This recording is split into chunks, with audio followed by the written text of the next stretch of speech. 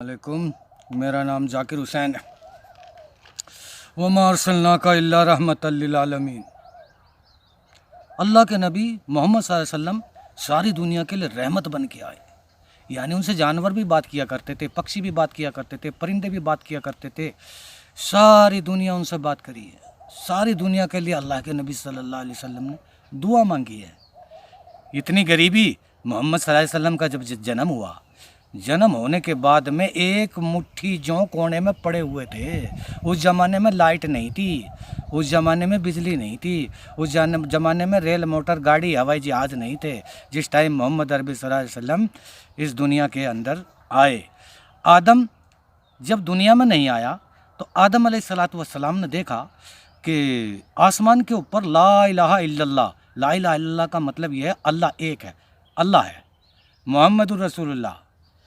पूरा कलमा मोहम्मद के साथ में ला इलाहा इल्लल्लाह के साथ मोहम्मदुर रसूलुल्लाह जोड़ना ज़रूरी है जब पूरा कलमा होगा। और इस कलमे का वज़न 7 ज़मीन और 7 आसमान में इतना वज़न नहीं जितना ला इलाहा इल्लल्लाह और मोहम्मदुर रसूलुल्लाह है। इसका कोई जूस निकालेगा, इसके जब कोई करीब आएगा, इसको जब कोई पहचानेगा तभी तो उसका पता चलेगा। गुड़ खाएगा उसी का मुँह मीठा होगा, गाड़ी में बैठेगा वही सफ़र करेगा। जब किसी चीज़ के करीब कोई आएगा तभी तो उसकी अच्छाई और बुराई का पता चलेगा। तो ला इलाहा इल्लल्लाह मोहम्मदुर रसूल, ला इलाहा इल्लल्लाह के साथ मोहम्मदुर रसूलुल्लाह लिखा हुआ देखा किसने? आदम ने, आसमान के ऊपर। एक दिन अल्लाह से पूछा कि या अल्लाह, ला इलाहा इल्लल्लाह के साथ मोहम्मदुर रसूलुल्लाह ये क्या है? कभी आदम ने अपने नखून के अंदर मोहम्मद का नाम देखा, कभी आदम ने अपनी पेशानी के अंदर मोहम्मद सल्लल्लाहु अपने माथे पर मोहम्मद का नाम लिखा हुआ देखा। अल्लाह ने से पूछा आदम ने कि या अल्लाह मोहम्मद कौन है? तो फरमाया अल्लाह ने कि मैं मोहम्मद के लिए दुनिया बनाऊंगा जो सारी दुनिया का हकीम, सारी दुनिया का वैद, सारी दुनिया का डॉक्टर, सारी दुनिया के लिए रहमत, सारी दुनिया के लिए बरकत, सारी दुनिया के लिए शफकत, सारी दुनिया की दवा और सारी दुनिया की ताकत बनाकर दुनिया के अंदर मैं मोहम्मद को भेजूंगा। जैसे ही मोहम्मद अरबी सल्लल्लाहु अलैहि वसल्लम आए तो उनकी माँ ने दूध पिलाया तो उसके घर में दीवा नहीं था, दीवा जलाने के लिए पैसे नहीं थे, सरसों के तेल का दीवा जलाने के लिए पैसे नहीं थे। इतनी गरीबी मोहम्मद सल्लल्लाहु अलैहि वसल्लम ने 63 साल की ज़िंदगी गुजारी है इस दुनिया के अंदर और अल्लाह का दीन, अल्लाह का जो कुरान है लोगों तक पहुंचाया, कुरान का मतलब लोगों को समझाया। 1,24,000 नबी उनके बाद आए और आने के बाद सब ने मोहम्मद सल्लल्लाहु अलैहि वसल्लम का कलमा पढ़ा, मोहम्मद सल्लल्लाहु अलैहि वसल्लम की बात को तस्लीम किया। अब उनके जाने के बाद 1,24,000 मोहम्मद भी चले गए और 1,24,000 नबी, देवता, पैगम्बर, औलिया चले गए आने के बाद में। उसके बाद में कितना मुसलमान, कितना हिंदू, कितनी चीज़ें, 18,000 मखलूक अल्लाह ने दुनिया के अंदर पैदा की, जिसमें कीड़ी से लेकर हाथी तक, जिसमें अल्लाह ने दुनिया बनाई। हर चीज़ ने मोहम्मद की ज़ात को पहचाना, हर चीज़ ने मोहम्मद के नाम को पहचाना, हर चीज़ ने मोहम्मद से फैज़ और तालीम ली और कामयाबी ली। आज मोहम्मद नहीं, मोहम्मद की किताब है, मोहम्मद की हदीस है, मोहम्मद का फरमान है, मोहम्मद की सारी चीज़ें अगर कोई ढूंढना चाहता है आज भी किताबों में मिलेंगी, इंटरनेट पे मिलेगी, हर जगह बताने वाले आपको मिल जाएंगे। तो मोहम्मद सल्लल्लाहु अलैहि वसल्लम ने क्या कहने का मतलब ये है, इस्लाम का जन्म गरीबी में हुआ और मोहम्मद सल्लल्लाहु अलैहि वसल्लम ने इतनी गरीबी दुनिया के अंदर काटी है। दुनिया का बादशाह होने के बावजूद, दुनिया का सब होने के बावजूद मोहम्मद अरबी सल्लल्लाहु अलैहि वसल्लम ने इतनी गरीबी दुनिया के अंदर काटी है कि उनके कपड़ों के ऊपर गाड़े का ड्रेस था, सुत्ती का गाड़ा था उस टाइम पे, उस पे 72 पेवंद लगे रहते थे, 72 पेवंद। आज तो एक छोटा सा चपड़ासी भी पैंट बुरशट सुपारी पहनता है, लेकिन मोहम्मद अरबी सल्लल्लाहु अलैहि वसल्लम ने सारी दुनिया का बादशाह, ज़मीन आसमान का बादशाह होने के बाद में भी उन्होंने उनके ड्रेस के ऊपर, उनके लिबास के ऊपर, उनके कपड़ों के ऊपर 72 पेवंद लगे हुए थे।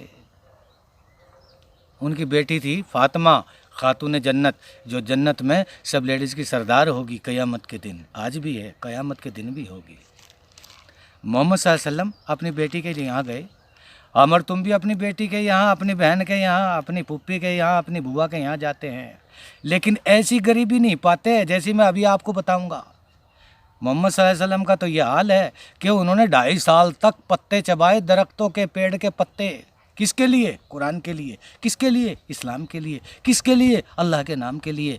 कोठी बंगले के लिए नहीं, बीवी बच्चों के लिए नहीं, यार और रिश्तेदार के लिए नहीं। औरत के लिए मर जाना आसान है, कोठी बंगले के लिए मर जाना आसान है, यार और रिश्तेदार के लिए मर जाना आसान है, लेकिन अल्लाह के नाम के लिए कौन मरे? अल्लाह के नाम के लिए मोहम्मद अरबी सल्लल्लाहु अलैहि वसल्लम ने दरख्तों के पत्ते चबाए हैं। 12 अज़वाज मुताहरात थी, यानी 12 घरवाली थी। कोई बुढ़ी थी, कोई लंगड़ी थी। यूँ ना है कि वो शौक में कोर्ट मैरिज लव मैरिज कर रहा था, नहीं। वे खुद, जिनका कोई सहारा नहीं होता था, जो गरीब होती थी, जिन्हें रोटी नहीं मिलती थी, उनका सहारा मोहम्मद अरबी सल्लल्लाहु अलैहि वसल्लम खुद कहते थे, उनका सहारा भाई मैं हूँ सहारे के लिए, सिर्फ सहारे के लिए, और कोई नफ्स की तकाजा नहीं था। अपने नफ्स का, अपने मतलब शरीर का, अपने शौक मौज के लिए नहीं की थी। तो मोहम्मद सल्लल्लाहु अलैहि वसल्लम की इतनी गरीबी थी कि 72 पेवंद लगे रहते थे। घरवाली ने एक दिन कह दिया, एक ने 1 खजूर मिलती है रोज़ाना। तो कुछ थोड़ी सी अमीरी सी आई मोहम्मद सल्लल्लाहु अलैहि वसल्लम के यहाँ। घरवालियों ने कह दिया, मुझे घरवाली नहीं बोलना चाहिए, उम्मुल मोमिनीन अज़वाज मुताहरात, उनकी शान में ऐसे अल्फाज इस्तेमाल करना चाहिए। लेकिन कुछ हमारे हिंदू भाई भी इस बात को मेरी सुन रहे हैं, वो अज़वाज मुताहरात को नहीं समझ पाएंगे, वो ख़वातीन को नहीं समझ पाएंगे। इसलिए समझाने के लिए अगर आदमी कह रहा है तो इसमें कोई हर्ज नहीं। लोगों तक किसी भी भाषा में, किसी भी ज़ुबान में, किसी भी तरीके तक लोगों तक ये बात पहुँच जाए। अल्लाह ताला दिलों को जानता है, अल्लाह ताला दिलों के हाल को जानता है कि मेरा बंदा पाकी से बता रहा है या गंदगी से बता रहा है या नापाकी से बता रहा। मेरी बात किसी भी तरीके तक लोगों तक पहुंच जाए, मेरा एक ही मकसद है, और यही मकसद 1,24,000 नबियों का था। इसीलिए उन्होंने पत्थर भी खाए, गालियाँ भी खाई, और जो है बादशाहत भी की। हर नबी करता चला गया, हर नबी का इंटरव्यू हुआ, हर नबी का इम्तहान हुआ, हर नबी की परीक्षा हुई, और इनका इंटरव्यू या इम्तहान आदमी छीन नहीं सकता। अल्लाह के नबी पे इतने पत्थर मारे, इतने मारे, इतने मारे, अल्लाह ने कहा कि मेरे महबूब अगर तू कहे तो मैं पहाड़ इनके ऊपर गिरा दूं। अल्लाह के नबी ने ये दुआ दी, सलाम उस पर के जिसने गालियाँ खाकर दुआई दी, और सलाम उस पर के जिसने बादशाही में फ़कीरी की, और सलाम उस पर के जिसने गालियाँ खाकर लोगों को दुआई दी कि या अल्लाह तो इन पर क़यामत न भेज, या अल्लाह हिंदू मुसलमानों पर ये जो लोग हैं इनके ऊपर तेरी रहमत भेज, इनके ऊपर तेरा करम कर दे, इन लोगों के दिमाग में तू बात डाल दे। डालने वाला तू ही है, तू ही गफूर रहीम है, तू ही रहम करने वाला है, तू ही इन्नल्लाह खबीर है, तू ही खबर रखने वाला है, तू बड़ा करीम है, तू बड़ा रहीम है, तू तेरी बड़ी जर्रा नवाजी है। मेरा मालिक तू ही सब कुछ करने वाला तू है, मैं कुछ भी नहीं हूँ। अल्लाह मैं तेरे हुक्म के ताबे हूँ। अल्लाह मैं मेरी बात इन लोगों तक पहुँचा रहा हूँ, भले ये मुझे मारें, भले ये मुझे पीटें, मुझे सब मंजूर है। मैं किसी को गालियाँ देने के लिए, मैं मोहम्मद अरबी सल्लल्लाहु अलैहि वसल्लम दुनिया के अंदर गालियाँ देने के लिए नहीं आया हूँ, किसी को पत्थर मारने के लिए नहीं आया हूँ, किसी को कत्ल करने के लिए मैं नहीं आया हूँ। मेरे मोहतरम बुजुर्गों, दोस्तों, मेरी माँ और बहनों, मोहम्मद अरबी सल्लल्लाहु अलैहि वसल्लम की इतनी गरीबी थी कि जब वो अपनी बेटी के यहाँ गए, दरवाज़ा बजाया, अंदर से आवाज़ आई, अपनी बेटी के दरवाजे पर कटें, दरवाज़ा बंद है, दरवाज़ा खटखटाया जा रहा है, अंदर से आवाज़ आई, मंदक्कल बाब, मेरे दरवाजे पर कौन?